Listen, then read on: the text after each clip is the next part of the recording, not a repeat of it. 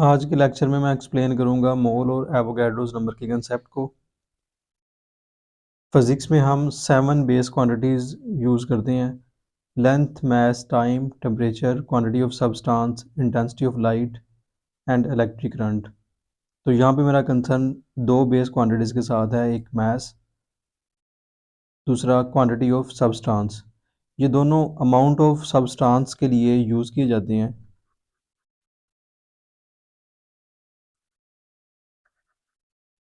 तो जब amount of substance एक चीज़ है तो उसके लिए दो बेस क्वांटिटीज़ क्यों यूज़ करते हैं।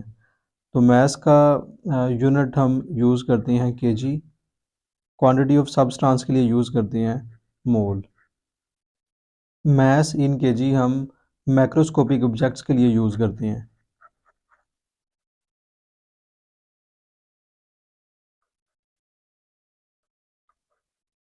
जब हमारे पास मैटर जो है वो बल्क में हो,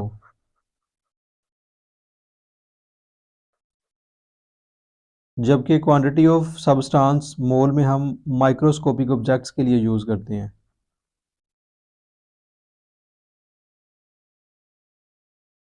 जब हम डील कर रहे हों एक एटम के मास को या एक मॉलिक्यूल के मास को बहुत ही लो क्वांटिटी के अंदर, तो हम मोल यूज़ करेंगे। जब हम डील करते हैं एटम्स या मॉलिक्यूल्स के मास को, तो हम क्वांटिटी ऑफ सब्सटेंस मोल में लेंगे। जब हम मैटर बल्क में यूज़ करेंगे तब हम मास केजी में यूज़ करेंगे। तो अब मैं एक्सप्लेन करूँगा मोल को एज अ वेइंग यूनिट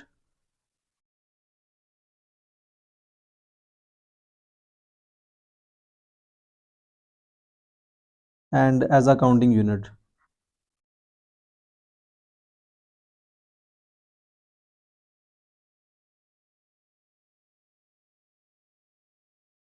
तो मैं सब्सटेंसेस को कैटेगराइज करता हूँ एलिमेंट्स में,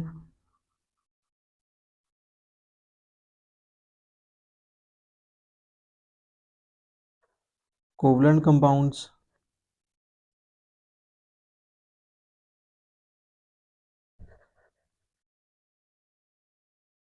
आयनिक कंपाउंड्स,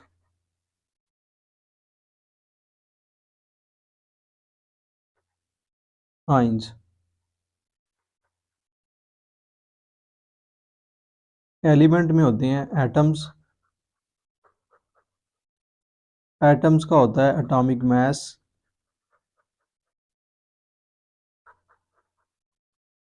जिसको हम AMU में रिप्रेजेंट करते हैं। जब हम AMU की बजाय एटॉमिक मास को रिप्रेजेंट करेंगे ग्राम में, तो वो उसका 1 मोल कहलाएगा।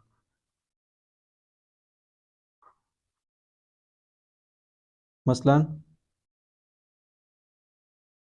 23 gram of sodium is equal to 1 mole of sodium. 238 gram of uranium is equal to 1 mole of uranium. Covalent compounds के मॉलिक्यूल्स होते हैं। मॉलिक्यूल्स का मॉलिक्यूलर मास होता है, जिसका यूनिट AMU है। जब AMU की बजाय हम मॉलिक्यूलर मास को ग्राम में ज़ाहिर करेंगे, तो वो उसका 1 मोल कहलाएगा। For example 44 gram of carbon dioxide is equal to 1 mole of carbon dioxide. 180 gram of glucose is equal to 1 mole of glucose. इसी तरीके से आयनिक कंपाउंड्स के होते हैं formula units.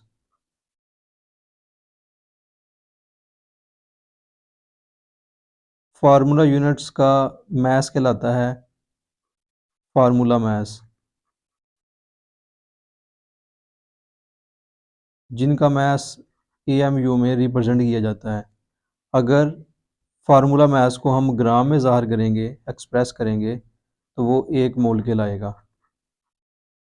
For example 58.5 gram of NaCl is equal to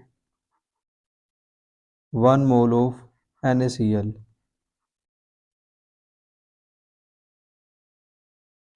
106 gram of sodium carbonate is equal to 1 mole of Na2CO3। किसी आयनिक species में होते हैं आयन्स। आयन्स का होता है आयनिक मास इन AMU। जब हम इसको ग्राम में ज़ाहिर करते हैं तो उसका 1 मोल कहलाएगा। For example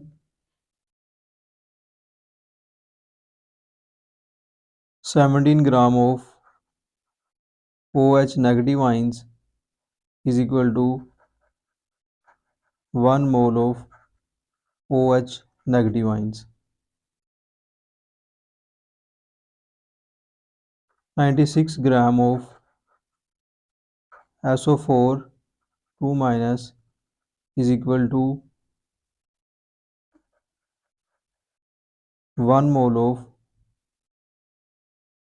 SO4 2 minus. तो इन सब एग्जांपल्स में मैंने एलिमेंट्स के एटम्स का एटॉमिक मास ग्राम में लिया है, कोवलेंट कंपाउंड्स के मॉलिक्यूल्स का मॉलिक्यूलर मास ग्राम में लिया है, आयनिक कंपाउंड्स के फार्मूला यूनिट्स का फार्मूला मास ग्राम में लिया है, आयनिक स्पीशी के आयन्स का आयनिक मास मैंने ग्राम में लिया है। तो मैं ओवरऑल सबका वेट कर रहा हूँ, तो ये mole as a weighing unit use हो रहा है। Mole as a counting unit में हम काउंट करके उसकी अमाउंट लिखेंगे। जैसे एक जर्नल है कि जैसे जर्नल है कि 12 चीज़ें कोई भी हों 1 डज़न, उसको हम 1 दर्जन कहते हैं। अब वो 12 पेंसिल्स हो सकती हैं, 12 मार्कर्स हो सकती हैं, 12 हाउसेस हो सकती हैं। कोई भी चीज़ अगर वो तादाद में 12 है तो हम उसको 1 दर्जन कहते हैं। हमें उससे कोई कंसर्न नहीं है कि वो कौन सी चीज़ है। इसी तरीके से अगर किसी एलिमेंट्स के एटम्स हम तादाद में गिन के 6.02 क्रॉस 10 टू पावर 23 एटम्स कर देंगे तो वो उसका 1 मोल होगा। जैसे 6.02 cross 10 to power 23 atoms of sodium, तो ये इसका 1 मोल कहलाएगा। अब मैं इसको ओवरऑल जॉइन कर रहा हूँ। 23 ग्राम ऑफ सोडियम का 1 मोल है, या उसके इतने atoms 6.02 cross 10 to power 23 atoms जो हैं सोडियम के, वो 1 मोल कहलाएंगे। इसी तरीके से 6.02 cross 10 to power 23 atoms of uranium, ये उसका 1 मोल बनाएंगे। कोवलेंट कंपाउंड्स में 6.02 cross 10 to power 23 molecules of carbon dioxide, ये कार्बन डाइऑक्साइड का 1 मोल बनाएंगे। 6.02 cross 10 to power 23 molecules of glucose, ये इसका 1 मोल बनाएंगे। 6.02 cross 10 to power 23 formula units of NaCl, ये NaCl का 1 मोल बनाएंगे।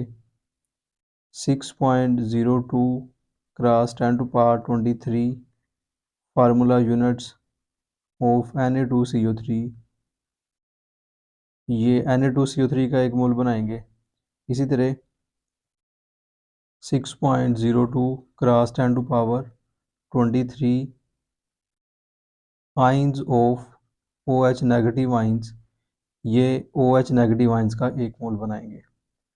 तो यहाँ से हम उनका वेट करके या उनको काउंट करके एक मोल जो है वो बना सकते हैं। एलिमेंट्स के जो मोल्स होंगे उनको हम ग्राम एटम्स भी कहते हैं। इस तरह कोवलेंट कंपाउंड्स के जो मोल हैं उनको हम ग्राम मॉलिक्यूल भी कहते हैं।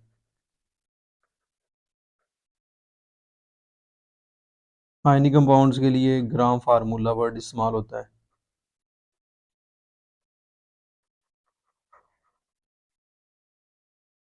और आयनिक स्पीशीज के लिए ग्राम आइन।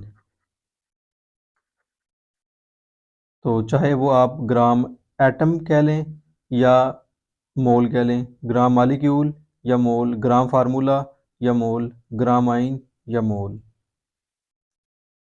तो इस पूरी डिस्कशन से हम मोल की डेफिनेशन कुछ ऐसे कर सकते हैं।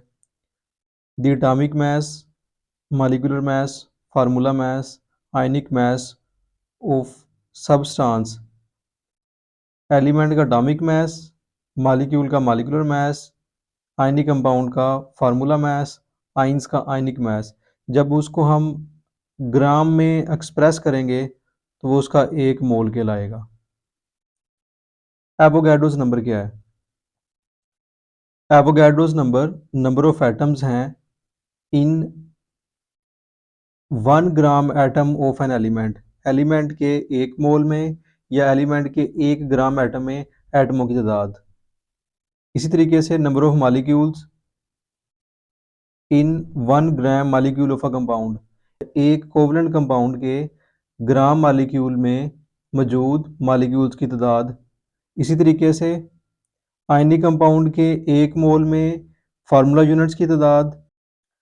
इसी तरह आयनिक स्पीशीज़ के एक मोल में आइंस की तादाद हमेशा 6.02 क्रॉस 10⁻23 होती है, जिसको हम एवोगाड्रोस नंबर कहते हैं। पहली category number of gram atoms या मोल्स ऑफ एन एलिमेंट। तो इसको हम कैलकुलेट करेंगे mass of an element in grams over molar mass of an element. Number of gram atoms is equal to mass of element in grams over molar mass. Second, number of gram molecules or moles of a molecular substance. तो यहाँ पे भी हम mass of molecular substance in grams over molar mass of the substance. तो यहाँ पे भी हम यूज़ करेंगे n is equal to mass over molar mass. Gram formula के लिए भी हम यूज़ करेंगे number of moles is equal to mass over molar mass. तो तमाम चारों तरह की कैटेगरीज़ के लिए हम एक ही फार्मूला यूज़ करेंगे, n is equal to mass over molar mass. Molar mass क्या है?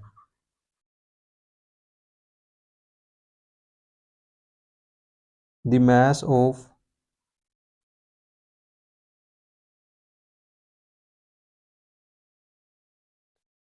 One mole of the substance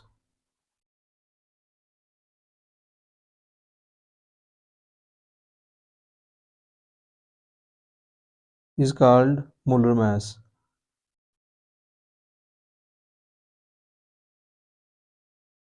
या इसको हम ये भी कह सकते हैं कि एक मोल में कितना मास मौजूद है वो उसका मोलर मास कहलाएगा।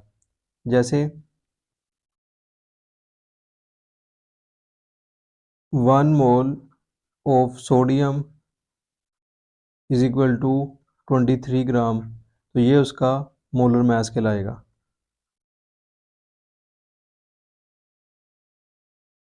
Formulas to calculate number of particles. तो हमारे पास एक जनरल फार्मूला है number of atoms, molecules, formula units, ion calculate करने का। नंबर ऑफ पार्टिकल्स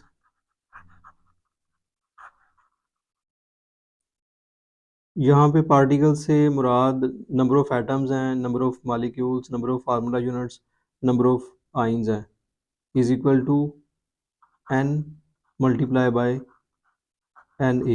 n जो है वो मोल है और Na जो है वो एवोगैड्रोस नंबर है। तो नंबर ऑफ़ पार्टिकल्स होंगे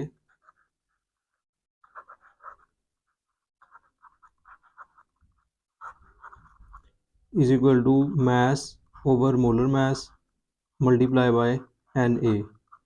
तो हमने अगर उनके नंबर ऑफ़ पार्टिकल्स फाइंड करने हैं तो इस जनरल फार्मूला से हम सब के पार्टिकल्स, एटम्स की तादाद, मॉलिक्यूल्स की तादाद या आयन्स की तादाद मालूम कर सकते हैं। जैसे number of atoms of an element, mass of element multiply by Na over atomic mass, या इसको हम मोलर मास भी कह सकते हैं।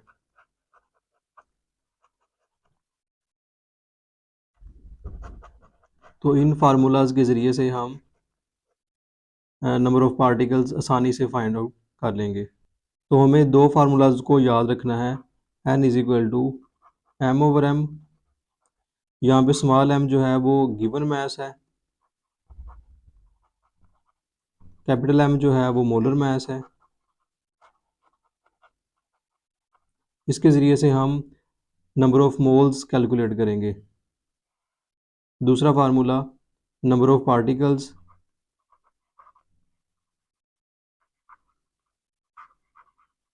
इसको कैपिटल N से रिप्रेजेंट करें, is equal to mass over molar mass multiply by Na।